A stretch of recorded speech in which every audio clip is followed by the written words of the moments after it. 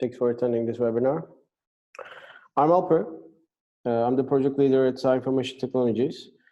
And today we're going to talk about model-based testing. Okay. Hey, it was like opening speech of YouTube videos, but anyway. All right, let's jump to agenda. Okay, we will start with the basic. What is a model? What is model-based testing? What are the benefits and drawbacks? Why do we need to use model-based testing? What are we looking for as a solution by using model-based testing, and coverage types and explanations. At the end, I want to share with you guys some explanation that we have done for us, our test automation management tool, TestUNU, and I will share with you that. Okay, so yeah, the first thing first, right? What is a model? We're talking about model-based testing, but what is a model? Let's talk about model first. Model is a description of a system behavior, right? And also we can say the expected behavior of the system under test, right? And what is a behavior, right? So model is a description of a system behavior, but what is a behavior, right? Behavior can be described, the input and out, and the flow between input and output. Actions, conditions, flows, and everything. Behavior can be that.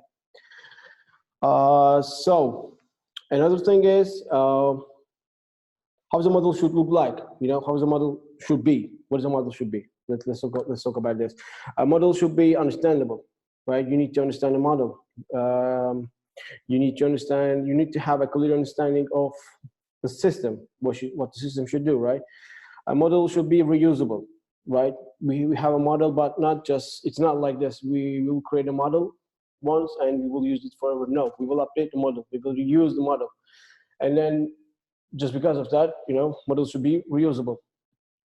Models should be shareable. You need to share the model. You need to share the understanding.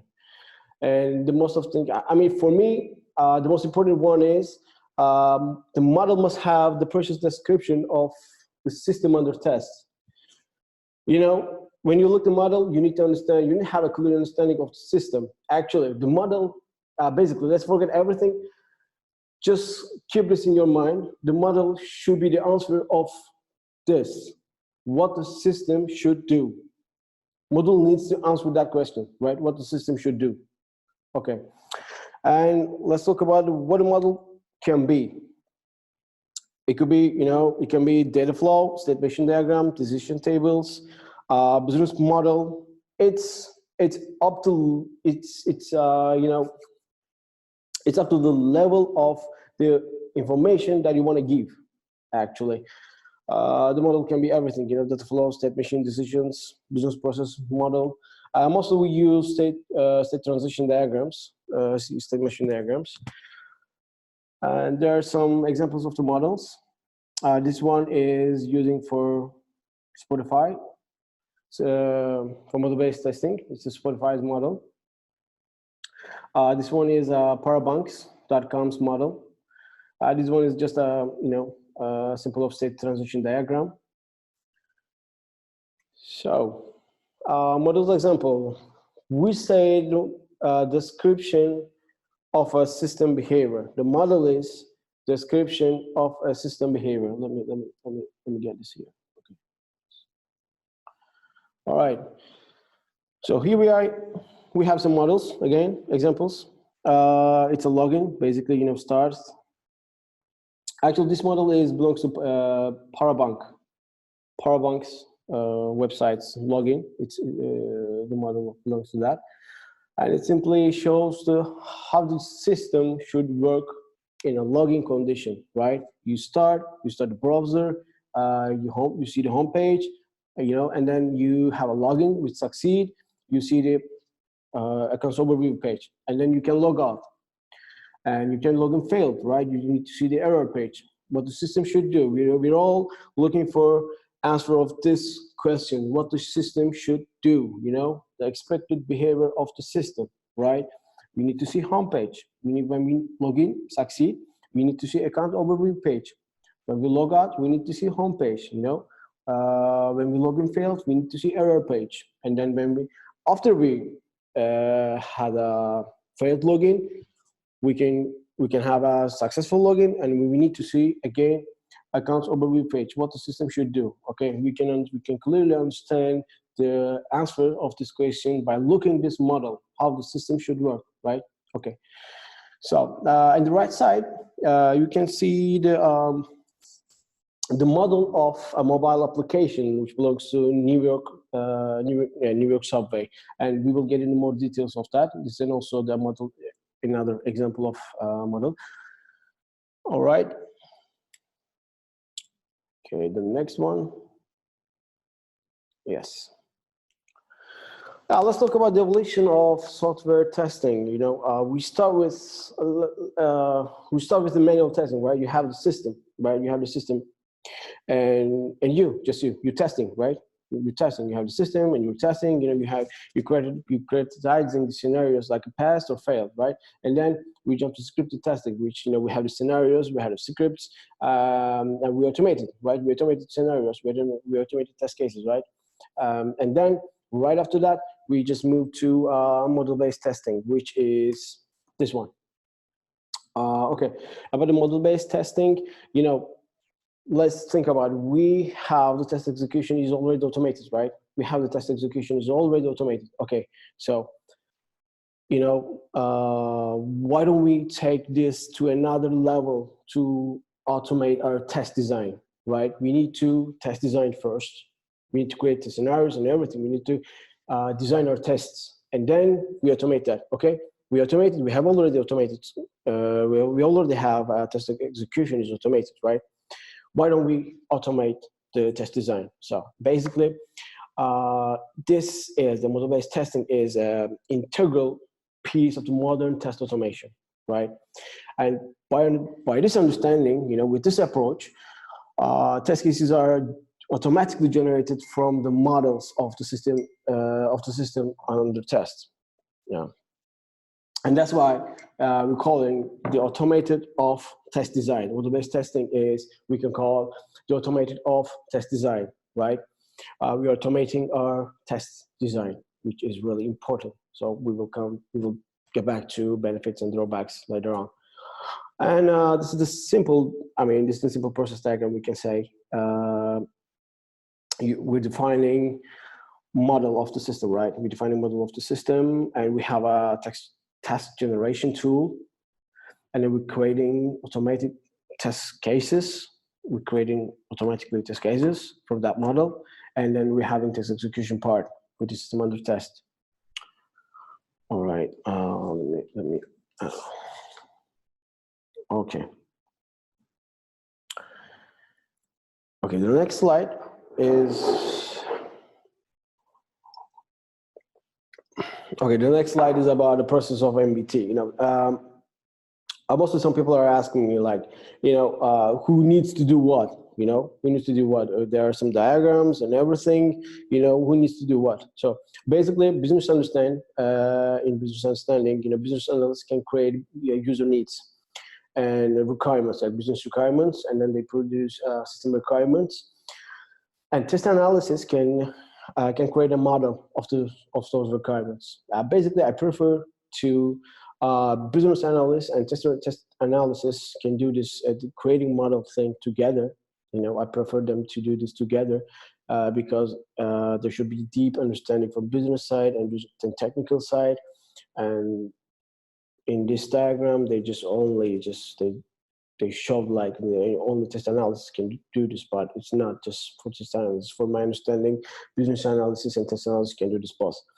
All right, right after that, when they create a model, they need a test generation tool for generating test cases from that model, right? And then they're defining test coverage criteria. We need to have a coverage criteria. They're defining coverage criteria. They have a model. And then right after that, they create an abstract test cases from that model. And right after that, by mapping those cases, they generating concrete test cases, which can be totally executable test scenarios, test cases, right? And then the automating part is coming, and we're having automation, you know, and then execution part is coming. All right. It's a basic, not a basic, it's a detailed flow of model-based testing. and the roles. All right. The next slide is, okay, let's talk about the benefits and drawbacks. At the beginning, I forgot to say, but I want to share some research, some results of research about model-based testing with you guys. In this slide, I'm intending to do that. So the first thing is, cost saving in test design. So what is that? Okay, actually, there are some research have been done in France, which explains to manual test design time. Manual test case design is taking a lot of time than modeling, right? You're creating manual test cases, you're creating manual test design, and it takes really long time than a modeling, and also they're proven by research in France. So, sorry guys. Okay. Yeah, the second one is better test quality. Actually, the funny thing is, when I was reading the first time I was reading in SAGA, there were some lines about human can do faults, right? It's exactly the same. Human can do faults, Actually, human can do some faults, some mistakes by designing cases, by designing test cases. Everyone can do faults. Everyone can do that. But in model-based testing, you giving that responsibility to a model. You're giving that responsibility to a model to design the scenarios. It does not stuck on you mostly. You're just giving to a model, giving a system. You're just defining model. You need to create the model really carefully and with a clear understanding of the system. But once you define the model, and you're giving the whole responsibility to system to create the scenarios from the model. So basically, no human faults. Okay. The third one is the scenarios are generated automatically. Okay, let's talk about this a bit. When you create the scenarios, first, actually, the next slide will be about this, but you need to understand the system. You need to understand the system. You need to understand the requirements. You need to read the documents, and then you create the scenarios. But even for the best testers, I mean, there could be some mistakes by creating scenarios, right? And it takes time. But with model-based testing approach, are just generating automatically. Okay, and in this point, we can say when requirements are changed, it's normal, right? When requirements are changed, you need to update the model, right? You need to update the model. Let's say your boss or your teammate or your business side came and talked to you, right? Okay, we need to change this part, and by doing this, you need to update your scenarios, right? You need to update your cases with initiated tests, that requirement. You need to update everything, right? And that could be massive work, right? That could be massive work. You need to search requirements. You need to dig in them. You need to understand them. You need to change them, right? You need to test cases. Maybe you may have tons of test cases which related to that requirement. So, but in model-based testing approach, once you update the model, you just need to update the model and just click the button to generate test cases, right? And they're all done. You generated your test cases from updated model. It's done. So again, referring to above lines, no human faults, less human faults, and cost saving. Okay, so the another thing is, and save effort. Yes, save effort, of course, save effort. Needs lower maintenance, and it makes high return of human maintenance. Yes, lower maintenance. Again, it's the same actually with the previous one I said. Need lower maintenance, which is you only need to change your diagram, right? You only need to update your diagram, and you're generating test cases from that diagram. So the lower maintenance is not a big effort like the manual test design. It's really less. So the other one is, for me, one of the most important ones, visual modeling makes it easier to understand desired system behavior. In order to create the model of the system under test, first, you need to have a clear understanding. You must understand the system behavior, how the system should do, you know. You need to understand this well. So, like I said in the beginning, you need to ask these questions, what the system should do. You need to ask this question, and by asking these questions, you need to understand the system well. So, when you understand one system well, you can create scenarios very cool. You can create quality scenarios and efficiently. So yes, it's about, you know, it leads you to more thinking about your requirements and early defect detection, which is the another research that has been made in Microsoft. They found, you know, by applying model-based testing approach to their project, they found more early defects. Yeah, you know, they found defects more earlier, because when you create a model, you need to understand some questions. You need to understand the system. You need to ask questions, and by asking this question to the developer or business side, you need to, you know, you need to find defects early. So, which is really important. So, and Microsoft has some work for it. Another one is test case generation process is repeatable, which is related to diagram I showed you before in the beginning. So the mobile application of New York Subway is repeatable. You can define a time period for a model to execute the model. It's repeatable. It's constantly. Improved test coverage, which is another the most important, actually maybe the most important thing, I don't know, but it's really important. Maybe the most one. The coverage, you need to have the coverage, right? We're testing requirements, but what is the coverage? You know, what is the coverage? What is the percentage of coverage you're testing, right? You know, but by doing this model-based testing, you have a model and you're defining a coverage. Let's say not coverage, 100% not coverage. You're covering your system. This test is continue until you're covering until meet your coverage requirements, and then you have a great coverage, great test coverage. So which is really important, which is really important.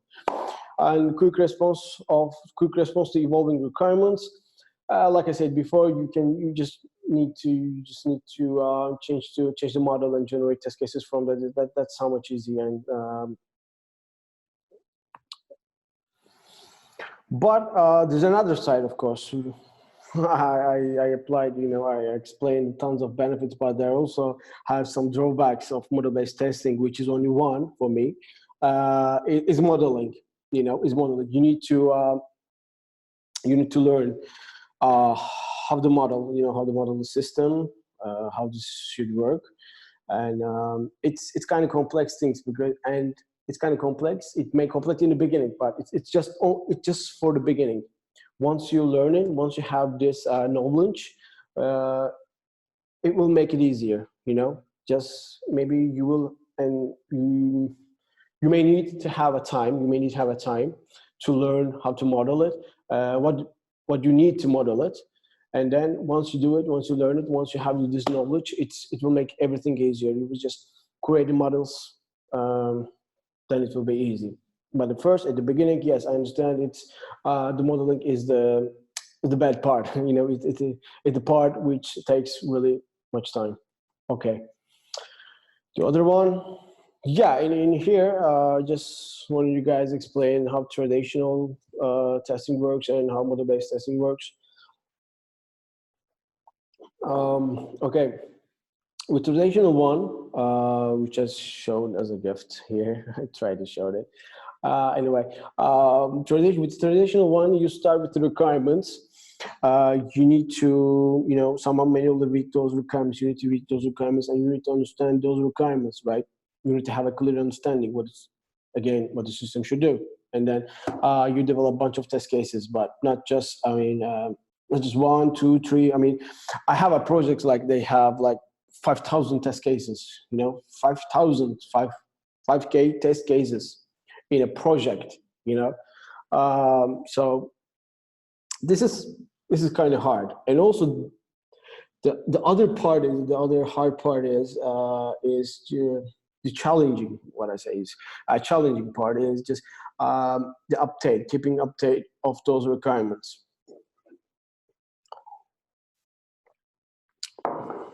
But with the model-based testing, you again start with the requirements.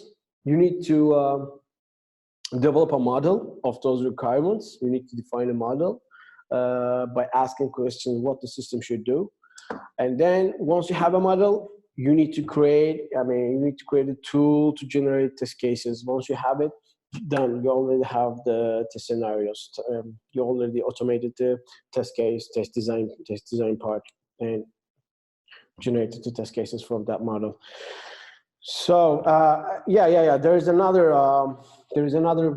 research has been done in NASA, which they applied model-based testing for some of their projects.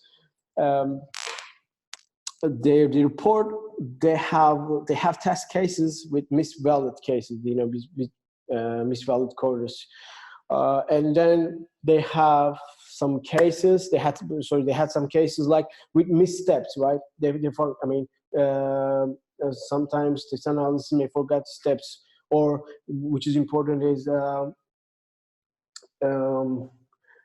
forgot to cover actions. And there another research, I don't know who had this research, but I read recently there another research that's showing with manual test case design, a maximum actions covered, like maximum 5 or 6 actions covered by one single scenario. But model-based testing, it could be up to 9 or 10 actions for per scenario. So which is really important by covering the actions, because sometimes as NASA's projects showed, you may forget to steps, you may forget the actions. That means is less coverage. But with model-based testing, you give all responsibility to this model. You define a model and you give all responsibility to the system to generate test cases from that model. Okay, which is really important to, why are we testing? Why we're testing because of the covering actions, right? Scenarios, covering the requirements. So coverage is really important in this case. Okay, another one, model-based testing. Okay. This slide is explaining, let's talk about, this slide is explaining the coverage in model-based testing. Let me go back to this slide. In this slide, I mentioned about when you create a model, you define the selection criteria. You need to have a coverage criteria, right? You need to define coverage criteria for the model. So let's back in this slide.